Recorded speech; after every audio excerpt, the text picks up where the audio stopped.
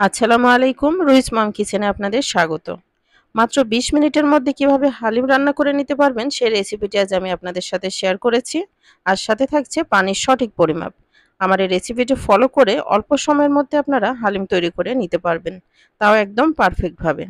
তো চলুন আর কথা না বাড়িয়ে তৈরি করে নেই। আমি এখানে ১ প্যাকেট রাঁধুনি হালিম মিক্স নিয়েছি। একটা বোলের মধ্যে নিয়ে নিচ্ছি ৫০০ ml গরম পানি। চাল ডালে যে শস্য উপকরণটা আছে সেটা আমি অল্প অল্প করে ঢেলে দিচ্ছি।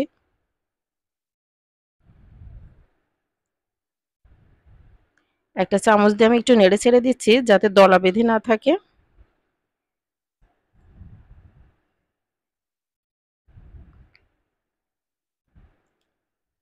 ঢাকনা দিয়ে ঢেকে আমি একটা সাইডে রেখে দিচ্ছি। চুলায় একটা প্রেসার কুকারে দিয়ে দিচ্ছি কিছুটা সয়াবিন তেল,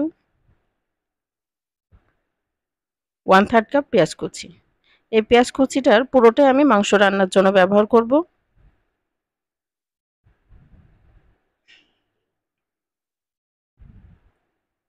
পেঁয়াজটাকে লাল লাল করে ভেজে নিব। এখন দিয়ে দিচ্ছি হাড় ছাড়া 1/2 কেজি গরুর মাংস। মাংসটাকে আমি ছোট ছোট টুকরো করে কেটে নিয়েছি। আপনারা আপনাদের পছন্দ মতো করে কেটে নেবেন। মাংসগুলো দিয়ে দিচ্ছি।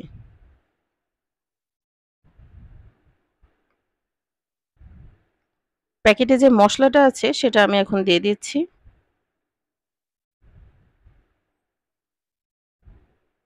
মাংসটা থেকে যে পানি বের হবে সে পানিটা দিয়ে আমি মাংসগুলোকে ভালো করে একটু কষিয়ে নিব।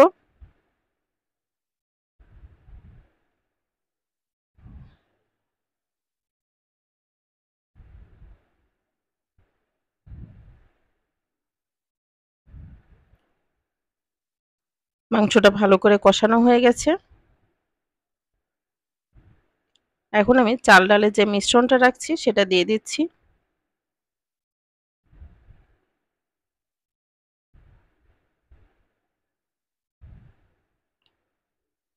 সবগুলো একটু ভালো করে নেড়ে ছেড়ে নিব।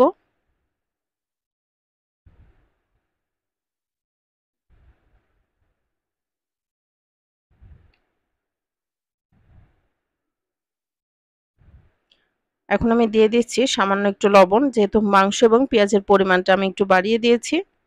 আপনারা যদি প্যাকেটের গায়ে যে পরিমাণ লেখা আছে সেই পরিমাণ দেন তাহলে আলাদা লবণ দেওয়ার দরকার নেই।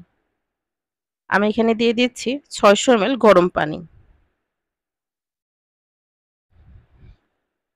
আবারও নেড়ে ছেড়ে দিচ্ছি এবং ঢাকনা দিয়ে ঢেকে দেব। আপনারা যারা প্রেসার কুকার ব্যবহার করেন তারা জানেন একেবারে যদি চুলার জালটা লোতে রাখেন তাহলে প্রেসার কুকারে ছিটে দেয় না।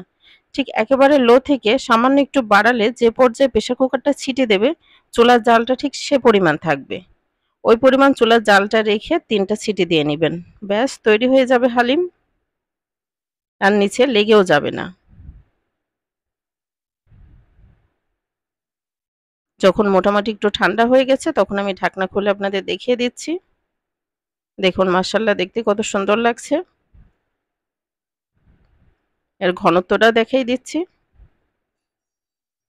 পারফেক্ট একটা ঘনত্ব এসেছে।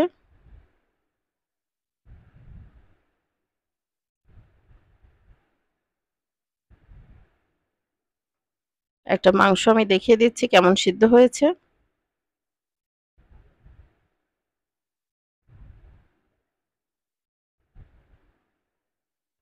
দীর্ঘ সময় ধরে না এভাবে অল্প সময়ের মধ্যে আপনারা বাসায় হালিম তৈরি করে নিতে পারবেন। আমার রেসিপিটি ভালো লাগলে অবশ্যই সাবস্ক্রাইব করে পাশেই থাকবেন আর একটা লাইক এবং কমেন্ট করতে ভুলবেন না। আমার পরবর্তী রেসিপি দেখার আমন্ত্রণ জানিয়ে আজকে এখানেই শেষ করছি। অনেক অনেক ভালো থাকবেন সবাই। ধন্যবাদ।